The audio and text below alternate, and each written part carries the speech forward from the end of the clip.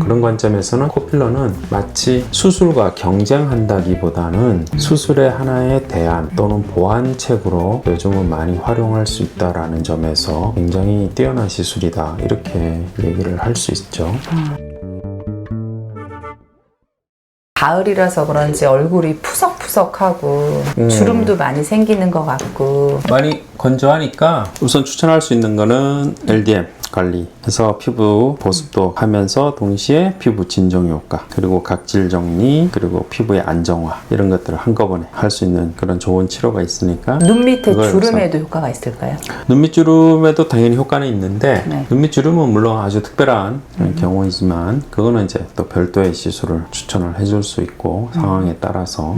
근데 어쨌든 얼굴 전체에 그러한 건조감이랄까 잔주름의 갑작스러운 증가, 이런 거에는 LDM 관리가 좋다. 그리고 우리 병원에서 하는 가벼운 필링 케어, 필링을 동반하는 케어, 스킨 케어도 아주 좋은 치료가 될 수 있다, 이렇게 얘기를 할 수 있어요. 그럼 혹시 제가 이제 나이가 들어서 그런지 젊었을 때는 코가 예쁘다는 소리를 많이 들었는데 나이가 드니까 약간 코가 이렇게 펑펑해지는 그런 느낌이 들거든요. 성형을 할 수는 없을 것 같고 거기는 이제 코 필러를 일반적으로 추천해요. 중년에도 필러가 필요하다. 중년에 필요한 필러의 대표적인 부위가 여러 군데가 있는데 그 중에 하나 이 정중선을 따라 내려오는 이 얼굴의 중심부, 그래서 콧대와 약간의 꺼지는 앞턱, 그리고 또 꺼지는 미간 부위, 이런 부위를 살려주는 중년의 필러 시술이 상당히 좋은 결과를 보여준다, 이렇게 얘기를 할 수 있어요. 그래서 그렇게 하게 되면 얼굴이 좀 더 날렵해 보이는 것뿐만 아니라 활기차 보이고, 그래서 우리가 소위 말하는 에너제틱하고, 그래서 중년의 후줄근한 그러한 또는 추레한 모습이 아닌 굉장히 활기차고 발랄한 이러한 이미지의 인상을 만들 수 있다. 저한테 그래서, 꼭 필요한 그래서 거네요. 그런 것들을 의외로 많은 분들이 실제로 시술을 받아요. 그리고 이제 얘기를 듣기는 코 필러 할 때 필러만 하는 것보다 약간 실을 넣으면 좋다고 들어서 그건 이제 콧대 끝을 좀 더 날카롭게 세우길 원하는 사람들에게는 이제 실을 병행해서 같이 하기도 해요. 콧대 모양을 보고 일반적으로 필요하면 이제 적극적으로 추천해서 같이 하고, 굳이 그거 없이도 가능한 사람들은 이제 필러만으로도 좋은 결과를 만들 수 있어요. 지금은 코끝이 조금 펑퍼짐해져서 나는 조금 더 뾰족하게 하고 싶다, 그러면 실을 같이 병행해서 하면 좀 더 뾰족한 결과를 만들 수 있어요. 시간도 한 10분이면 끝나요. 코 필러를 하고 실을 했을 때 성형을 안 하고도 모양이 원하는 만큼 나올까요? 당연히 나오죠. 수술하고는 분명히 달라요. 수술은 딱딱한 보형물을 넣거나 자기의 연골 같은 거를 채취해서 이식을 하거나 해서 그 어떤 단단한 형태의 모양을 만들어주는 게 수술의 방식이라면, 이거는 반대로 마치 자신의 코가 원래 그렇게 태어난 것처럼 부드러운 그런 살과 같은 촉감으로 만들어줘서 좀 더 둥글둥글하고 좀 더 자연스러운 모습이다라는 점에서는 수술하고 대별이 되면서 그것은 또 장점이라고 말할 수 있어요. 단점은 시간이 지나면서 조금씩 흡수가 되는 것이 단점이고, 그로 인해서 나중에 보충을 해야 한다는 것이 단점이다. 그리고 필러는 또 할 때마다 우리가 모양을 바로 잡아야 되고, 또 할 때마다 전문가, 아주 숙련된 사람한테만 받아야 된다는 거, 그런 것들이 주의사항에 들어간다, 이렇게 말할 수 있고요. 옛날에는 코필러 할 때 이제 우리가 그로 인한 부작용 같은 것들을 걱정을 많이 했어요. 이건 정말 옛날 얘기인데 요즘은 그런 걱정 없이 아주 안전하게 할 수 있고, 가장 큰 장점은 매부리코 같은 수술로 하기 아주 어려운 그러한 케이스들이 있어요. 그런 것들은 코필러가 유연하게 그 모양을 만들어 줄 수 있어요. 그런 관점에서는 코필러는 마치 수술과 경쟁한다기보다는 수술의 하나의 대안 또는 보완책으로 요즘은 많이 활용할 수 있다라는 점에서 굉장히 뛰어난 시술이다, 이렇게 얘기를 할 수 있죠.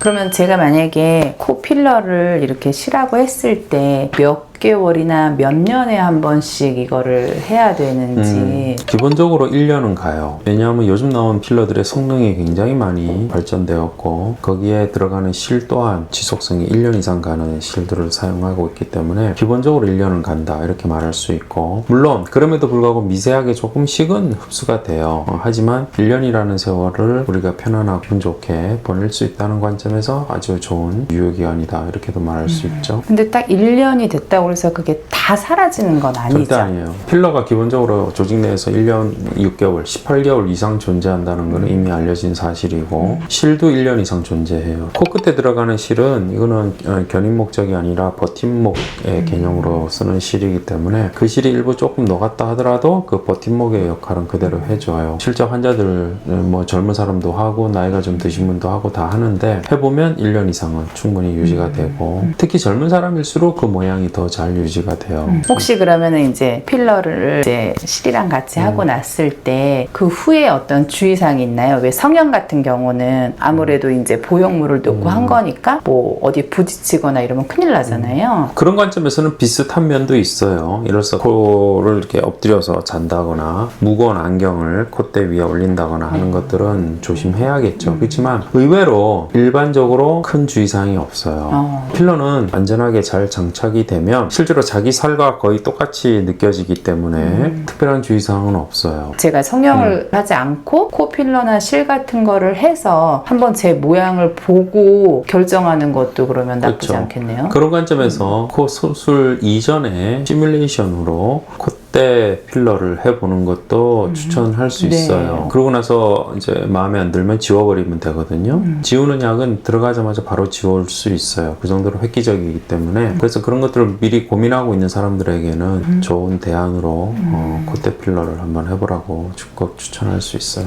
제가 이제 아무래도 나이가 좀 들다 보니까 눈이 이렇게 이제 처지는 현상이 있는데 이것 또한 이제 성형으로 좀 해볼까 하고 알아봤는데 요 밑에 요 눈썹을 이렇게 해가지고 하는 거 하나 그 다음에 아예 그냥 여기를 잘라서 하는 성형이라고 하더라고요. 근데 아무래도 좀 성형을 하면 그 회복하는 기간도 길고 또 내 인상이 변할 수 있다 그래서 제가 이제 겁이 나서 그렇게는 못하고 좀 시술로 할 수 있는 방법이 있을까요? 눈매를 보면 우리가 쌍꺼풀 즉 상안검이 피부가 늘어짐으로써 쳐져 내려와서 그로 인해서 쌍꺼풀이 사라지고 눈썹을 크게 치켜뜨는 이러한 인상으로 변해가요. 나이가 들면서 이것이 이제 우리가 나이 든 모습의 대표적인 현상이고 또 그런 우리가 싫어하는 그러한 이미지가 되죠. 그래서 이런 경우는 상안검을 이제 절개하지 않고 타이트닝을 시키면 약 한 5%에서 10% 정도까지도 타이트닝이 가능한데 그 정도만 해도 우리가 느끼는 이런 불편감을 상당 부분 완화할 수 있어요. 상안검 타이트닝 하는 시술로 뭐 울사라도 있고 써마지도 있고 그 다음에 저희 병원에는 이제 다림이라고 불리우는 틱셀이라는 것도 있어요. 또는 고주파를 바늘을 이용하는 그러한 방식으로도 타이트닝을 해요. 근데 동시에 꺼짐이 있는 분들은 상안검 필러라고 해서 눈썹과 상안검에 필러를 주입함으로써 그것을 완화시켜주면 금방 쌍꺼풀이 다시 커지고 눈매가 올라가는 그러한 현상을 우리가 직접 결과를 맞이할 수 있어요. 그래서 이런 것들을 복합적으로 시술하면 분명히 도움이 되고 원래 눈처짐이 심했거나 또는 나이가 더 많이 들어서 더 많이 처졌거나 이런 분들은 이마 거상이라든지 눈썹 거상이라든지 이런 수술을 고려한다면 그쪽도 당연히 고려해 보시는 것을 추천하지만 수술을 고려치 않겠다고 한다면 실리프팅이나 이런 것들을 통해서 눈썹을 올린다거나 또는 헤어라인 쪽으로 좀 더 높게 실리프팅을 함으로써 헤어라인을 올려주는 그러한 시술을 병행하게 되면 상당 기간 동안 눈매가 이렇게 커지고 또 불편감을 없이 지낼 수 있어요. 그렇게 하다가 나중에 시간이 좀 더 지나서 수술을 고려하신다면 그때 가서 수술을 하셔도 되고 반대로 이미 한번 수술을 하셨던 분들은 더 이상 수술하기가 조금 불편하고 싫다 그러시면 이제 지금 말씀드린 것 같은 이러한 피부과적 시술을 통해서 그 문제를 해결하는 데 도움이 됩니다. 혹시 부작용이 있을 수 있을까요? 대개의 경우는 별 문제가 없는데요. 요즘은 실의 품질도 굉장히 좋아져서 굳이 부작용을 얘기한다면 실이 끊어지는 경우는 끊어진 조각이